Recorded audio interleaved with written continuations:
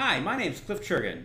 You may recognize me from such tutorials as voltage sensors, the shocking truth, and current sensors. Are they really up to date?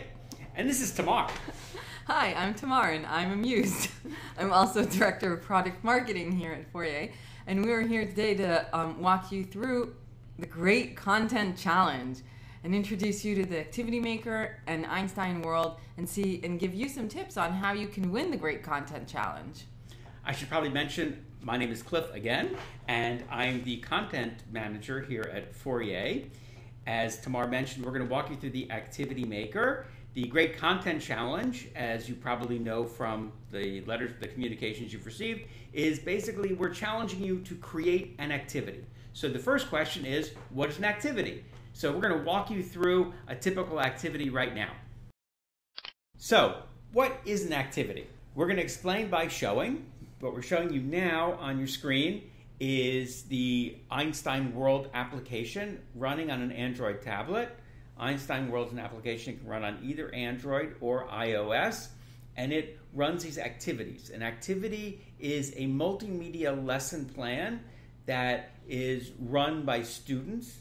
They're going to go through an activity. At the end of the activity, they're going to learn some kind of scientific principle or lesson.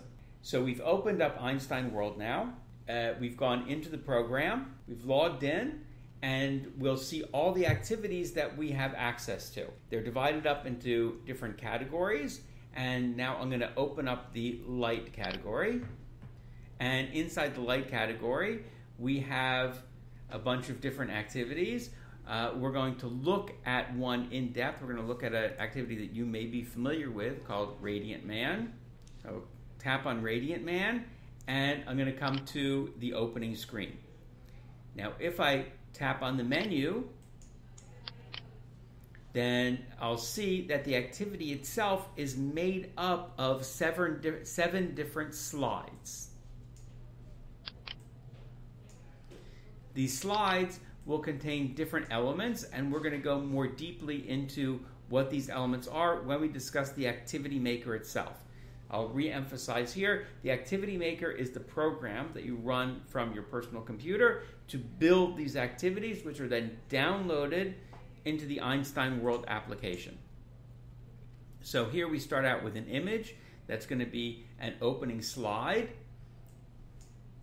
And then I'm going to go through, and here I have a video element to it. So you have videos and you have images.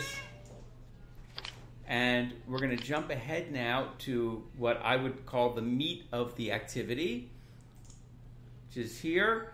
And this is a graph. This is a graph that students are going to build on their own. In this case, in the case of Radiant Man, the challenge for the students is they have to find what material is the most translucent between three different types of material: plastic wrap, newspaper, cardboard.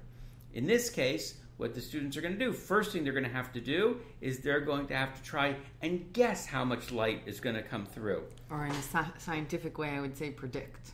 Yes, or you could even say predict, if you had some idea of what you were talking about. So I've made a prediction now, how much light I think is going to get through a plastic wrap. Then they're going to student will tap the run button and take an actual measurement of how much light will get through. And what Cliff is doing here is that he's holding his tablet up to the light and putting a plastic wrap above the light sensor and seeing and actually measuring how much light is getting through through the plastic wrap. Okay. And then the students will do the same thing with newspaper, and they'll do it with cardboard, and afterwards they're going to have to come to a conclusion of which material is the most translucent of these materials.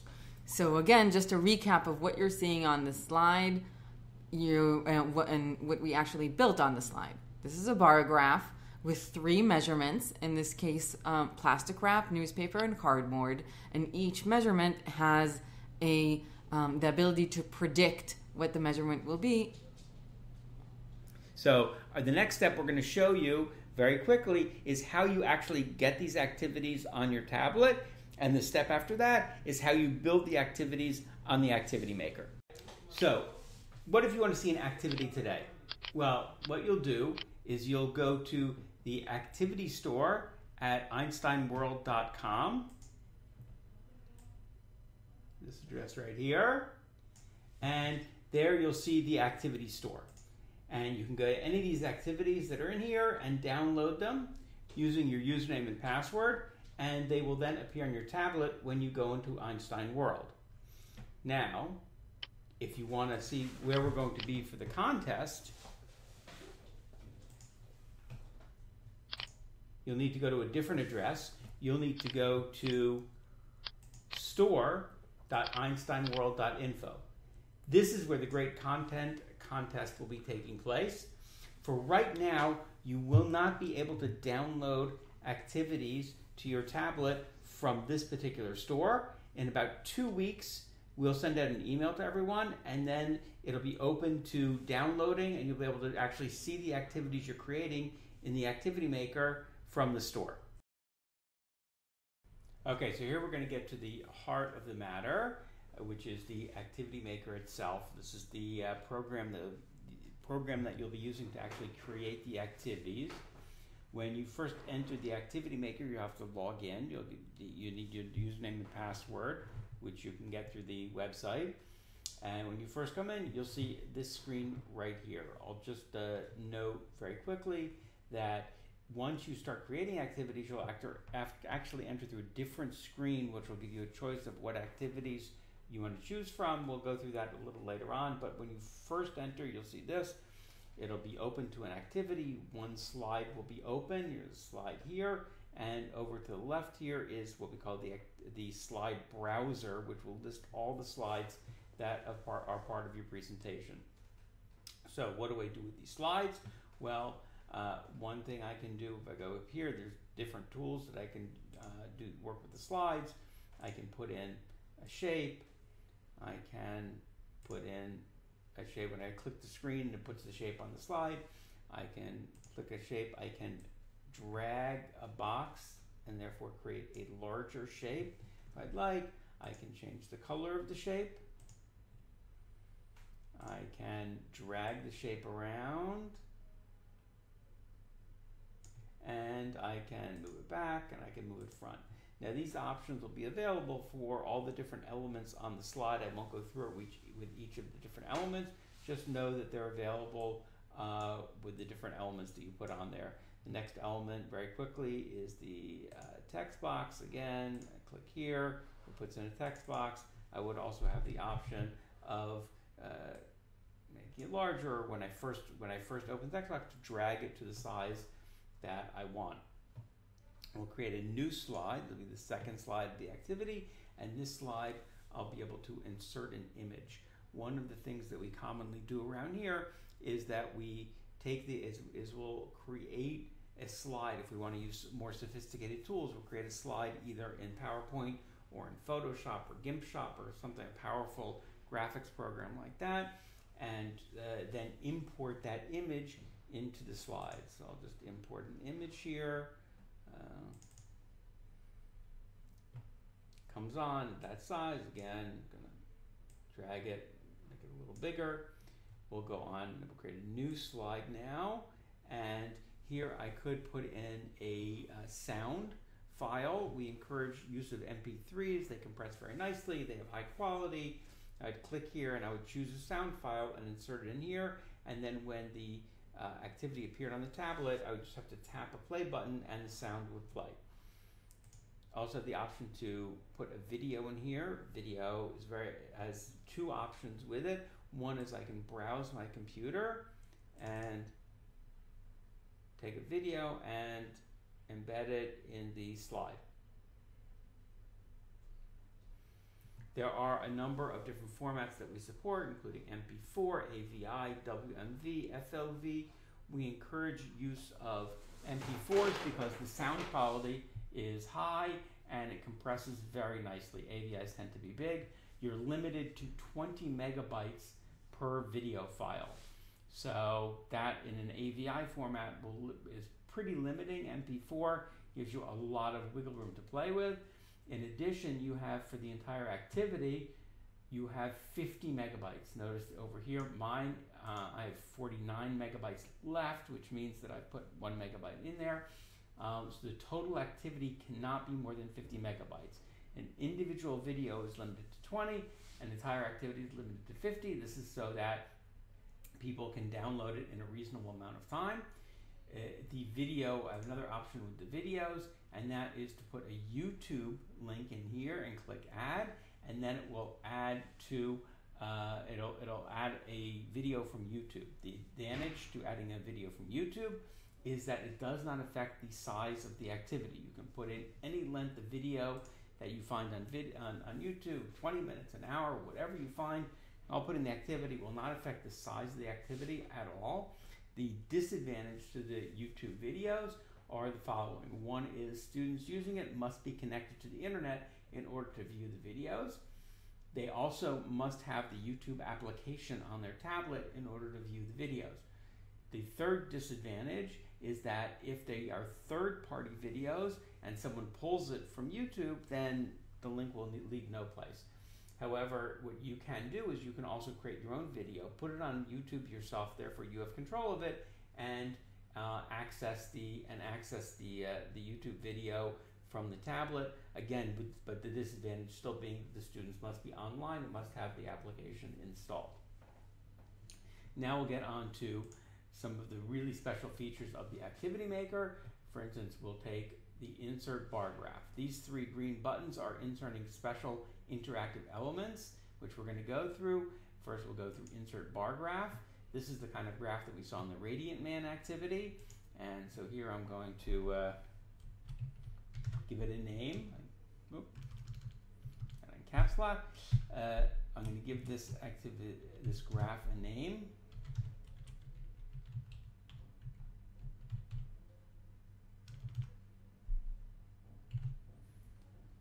And we're going to measure light because we're trying to measure the light that's coming through. And I give the y-axis a name. We'll call that light because that's going to measure the light coming through. Over here with the x-axis, I can now have a choice of putting a prediction bar or not putting a prediction bar. As we saw in the earlier, the prediction bar, the students have to make a prediction as to how much light's going to get through. So I'm going to put a prediction bar here, plastic wrap. I'll also note that if you enable the prediction bar, that means that all the measurements will have a prediction bar. You can't have some measurements with a prediction bar and some without on the same graph. Put plastic wrap, and second is newspaper. Click on the plus button and on newspaper. And then if I change my mind, I can click minus and it'll take that away. Next, I go to duration. You have a choice of being 10 and 50-second durations. Bar graphs are usually conducted in very short spurts, very short measurements. And finally, I can determine how I'm going to calculate the final display of the graph. It can take the last sample taken, the highest sample during the course of the whole experiment, the lowest sample during the course of the whole experiment, and the average of all the predictions, of all the measurements taken during the experiment. It really depends on what you're doing and what you want to get out of it and how you think the students are going to use it. So I click done. When I click done, I will get a representation of the graph. This is an illustration of the graph. It is not interactive. It does not have all the information I filled out. When it gets downloaded to the tablet, it will have the correct information, but here it's just an illustration, a representation of what it'll be. I will also note that you're limited in a bar graph to 6 measurements or 3 measurements with a prediction. Because of the size of the graph, we couldn't cram too many measurements in there. It would make it a little difficult to read. Also, you can play a little bit with the size of the graph here, like any other element. So for instance, one thing this can be used for, you have the graph here, and then I can create a text box which will have instructions.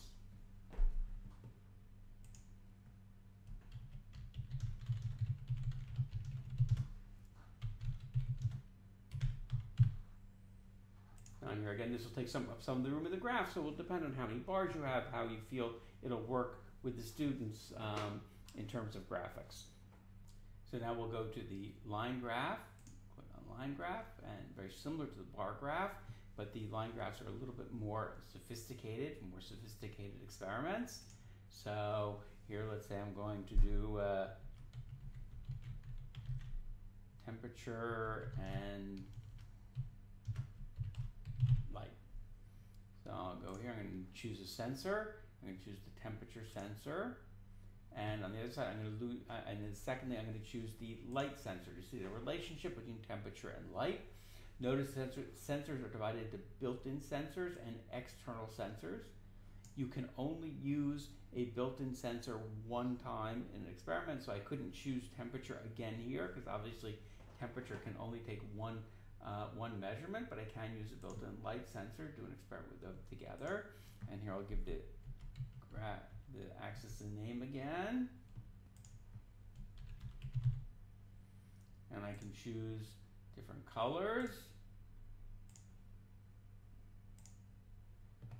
And here I choose duration. Notice the duration here, the choice is much more flexible. I can run an experiment even over a course of 2 days if I want. As I mentioned, line graphs are more sophisticated and run longer experiments. I can take the sample rate here, change the sample rate, so you can do 100 samples per second, or I could do 1 sample per minute. You're limited to 100,000 samples, so you can't run a 2-day experiment with taking 100 samples per second. You have to do that. You have to lower the sample rate if you're doing a long-term experiment. Click done, and again, just like with the bar graph, manipulate the size, etc. We'll go to new slide again, and we'll go over these two functions, which are both question and answer functions. The first being a multiple choice. You can type in questions. When was it hottest? And here I can start some answers. 1 minute, 2 minutes, and I have to give at least two possible answers. I can add a third if I want.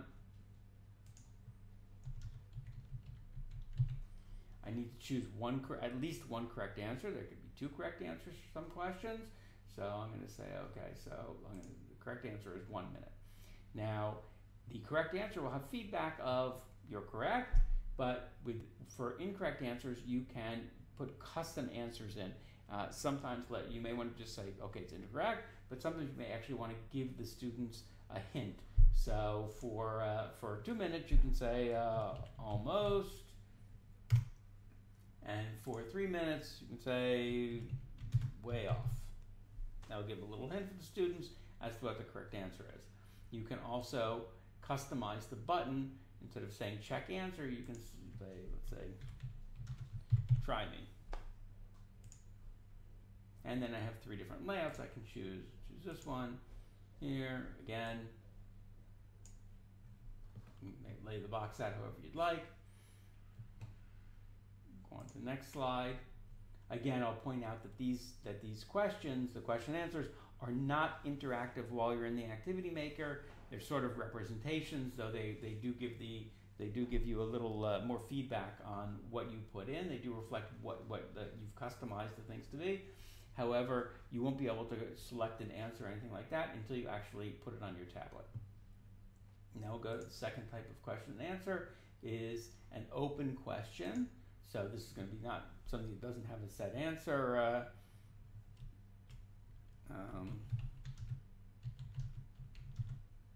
What did you think? What did you think of the experiment? Okay, there's obviously no correct answer here, so I'll choose a layout for it. And here, and when this question appears on the student's tablet, they'll get this question here, and they'll be able to fill in here.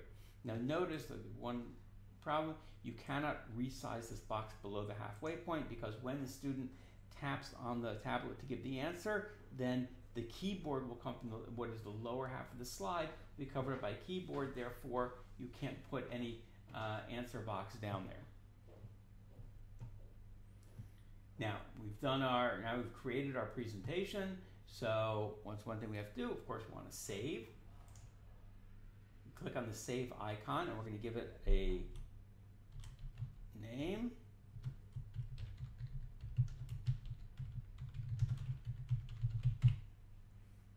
And a category. Click Save, and now it's saved. However, when you actually want to download the activity to your tablet or put it in the store, you're going to need more information. So we're going to click Activity Details, and here we're going to be able to fill in all the details you need in order to send an activity to the store. The description, you're going to need 120 characters at minimum. This is going to be what people see when they go in the store, so we want to let them know what they're purchasing.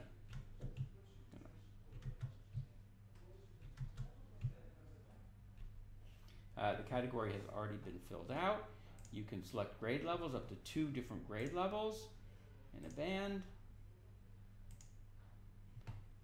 Languages, some activities you may have narration in English, but subtitles in German, or you can even put English and German narration, whatever. You can choose any 2 languages. We're going to say English and Czech, for instance. You need an activity icon. This is what is going to represent the activity in the store. When users go into the store, what they're going to see is they're going to see this icon, which is supposed to tell them what the activity is. So obviously you want to create something that is pretty enticing, that'll make people want to click through. Once they click to get more details about the activity, then they'll be able to see selected pictures representing the activity. You can upload images, it could be pictures, photographs of the experiment, things like that, or you can just choose slides from within the activity. So here we're going to choose one of the slides in the activity, and that'll be when someone clicks through and wants to get more information on the activity, they'll see that. Accessories, things that you'll need to conduct the experiment part of the activity, but not sensors. You don't have to include sensors in this list. The sensors are included automatically. So now I'm going to save this, and I will see this is how the activity will appear in the store. When somebody clicks on the icon, they're going to see these details, and this is what's going to make them either buy the activity or not buy the activity. So you want to, again, make this as attractive as possible. Notice the sensors were put in automatically. I didn't have to do that. The accessories, information about the details. You can edit it if you don't like what you see, or you click here, and that's it. Then you can also preview what is the activity going to look like on someone's tablet. You click preview, and you'll be able to see the slides about as they would appear on a tablet. You will, in future versions coming out in 2 weeks, you'll be able to click this button. This button will actually publish the activity to your tablet, so you can check it out on your tablet and do all the experiments and everything like that. This is the button to upload it to the store. In this case, uploading it for the judges. When your activity is completely ready and you're happy with it and you want to submit it for the contest, you're going to click this green button, and this will send it to the judges in the regular activity maker, not for the contest. It will actually send it to the store. Well, that's an overview of the activity maker. I hope if you have any questions, of course, please contact us. We'll be having more webinars in the future about how to create a good activity, and we hope to see you there. Bye.